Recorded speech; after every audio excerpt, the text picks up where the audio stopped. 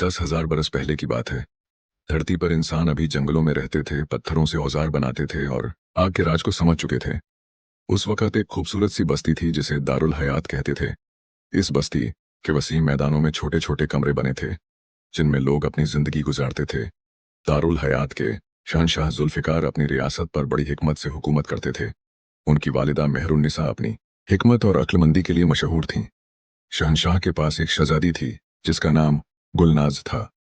गुलनाज के बाल सुनहरे थे, जो उसकी कमर तक लहराते थे।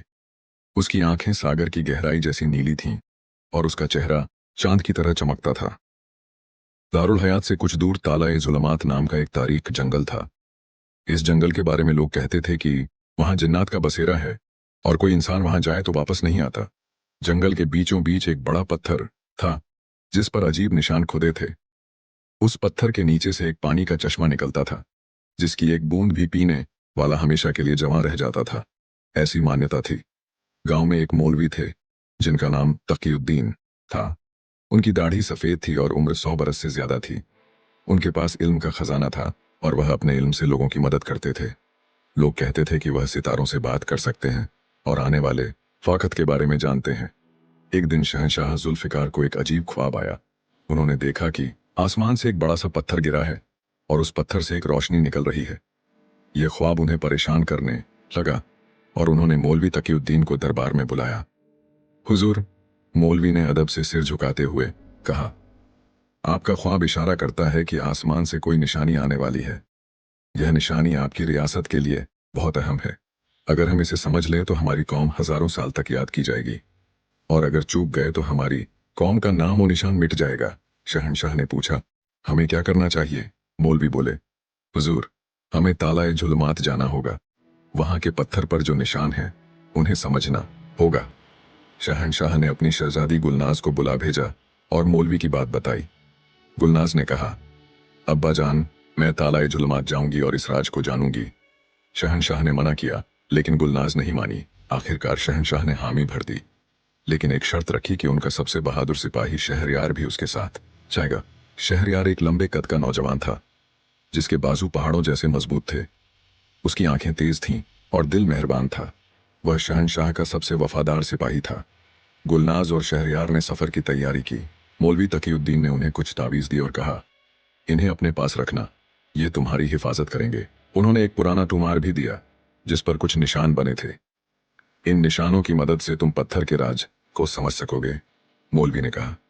गुलनाज और शहरयार ने अपने घोड़े पर सवार होकर दारुल हयात से विदा ली। 7 दिन और 7 रात सफर करने के बाद वे ताला जुल्मात के किनारे पहुंचे। जंगल इतना घना था कि दिन में भी अंधेरा छाया रहता था। हम यहीं अपना डेरा डालेंगे और सुबह जंगल में जाएंगे, शहरयार ने कहा। रात को गुलनाज को एक अजीब आवाज सुनाई दी, जैसे कोई उसे पुकार रहा हो। वह डेरे से बाहर निकली और देखा कि एक छोटी सी रोशनी जंगल में जा रही है। गुलनाज ने शहरयार को जगाया और दोनों ने उस रोशनी का पीछा किया। रोशनी उन्हें जंगल के अंदर ले गई, जहां वह एक बड़े पत्थर के सामने रुक गई। यही वह पत्थर था जिसके बारे में मौलवी ने बताया था। पत्थर पर अजीब अजीब निशान खुदे थे जो चमक रहे थे। गुलनाज ने तुमार निकाला और निशानों को मिलाना शुरू किया। शहरयार ने पत्थर के चारों तरफ नजर दौड़ाई, कहीं कोई खतरा तो नहीं। अचानक एक तेज आवाज आई और पत्थर खिसकने लगा। उसके नीचे से एक सुरंग दिखाई दी। हमें अंदर जाना होगा, गुलनाज ने कहा। शहजादी, यह खतरनाक हो सकता है, शहरयार ने कहा। हम अपनी कौम के लिए यहाँ आए हैं, शहरयार, हमें डरना नहीं है, गुलनाज ने दृढ़ता से कहा। दोनों सुरंग में उतरे। सुरंग लंबी थी और नीचे की तरफ जाती थी। आखिरकार वे एक बड़े कमरे में पहुंचे, जहां बीच में एक चश्मा था जिससे पानी निकल रहा था। चश्मे के किनारे एक बूढ़ा आदमी बैठा था, जिसकी दाढ़ी इतनी लंबी थी कि जमीन तक पहुंच रही थी। मैं तुम्हारा इंतजार कर रहा था, बूढ़े ने कहा। आप कौन हैं? गुलनाज ने पूछा। मैं सिकंदर ए हयात हूं, इस चश्मे का निगहबान। 10,000 साल से मैं यहां हूं, इस चश्मे की हिफाजत करते हुए। क्या यह वही चश्मा है जिसके बारे में कहते हैं कि इसका पानी पीने वाला हमेशा जवान रहता है? शहरयार ने पूछा। हाँ, लेकिन इस पानी में एक राज छिपा है। यह पानी जवानी नहीं बल्कि हिकमत देता है। इसे पीने वाला हर राज को समझ सकता है, लेकिन उसकी उम्र उतनी ही रहती है जितनी अल्लाह ने लिखी है।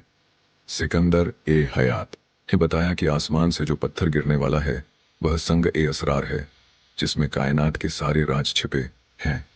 अगर इस पत्थर को कोई बुरा इंसान पा लेता है तो वह इसके इल्म का इस्तेमाल तबाही के लिए करेगा। तुम्हारी कौम को इस पत्थर की हिफाजत करनी होगी, बूढ़े ने कहा। हम क्या करें? गुलनाज ने पूछा। तुम्हें यह चश्मा अपने गांव ले जाना होगा। इस चश्मे का पानी पत्थर को ठंडा रखेगा, जिससे उसकी ताकत को काबू में रखा जा सकेगा। शहरयार ने पूछा, हम इस चश्मे को कैसे ले जाएंगे? बूढ़े ने अपनी दाढ़ी से एक बाल निकाला और उन्हें दिया। इस बाल को चश्मे के पानी में डालो और यह जमीन में समा जाएगा। फिर जहां तुम चाहो वहां इस बाल को जमीन में गाड़ देना, वहां एक नया चश्मा फूट पड़ेगा। गुलनाज ने वैसा ही किया। चश्मा जमीन में समा गया और बूढ़े का बाल उसके हाथ में रह गया। अब जाओ, बूढ़े ने कहा। संगे असरार 3 दिन में गिरेगा। तब तक तुम्हें वापस पहुंचना होगा और चश्मा तैयार करना होगा। गुलनाज और शहरयार ने वापस जाने की तैयारी की, लेकिन तभी सुरंग हिलने लगी, मिट्टी गिरने लगी और रास्ता बंद होने लगा। हमें जल्दी करनी होगी, शहरयार ने कहा। दोनों भागे, लेकिन रास्ता तेजी से बंद हो रहा था। आखिरी वक्त में शहरयार ने गुलनाज को आगे धकेल दिया और खुद पीछे रह गया। सुरंग बंद हो गई। शहरयार, गुलनाज चिल्लाई, लेकिन कोई जवाब नहीं आया। गुलनाज रोती हुई दारुल हयात लौट आई। उसने अपने अब्बा को सारी कहानी सुनाई और बूढ़े का बाल दिखाया। शहंशाह ने दरबार के बीच में उस बाल को गाड़ दिया और वहां एक खूबसूरत चश्मा फूट पड़ा। 3 दिन बाद, जैसा बूढ़े ने कहा था, आसमान से एक रोशन पत्थर गिरा, जो चश्मे के पानी में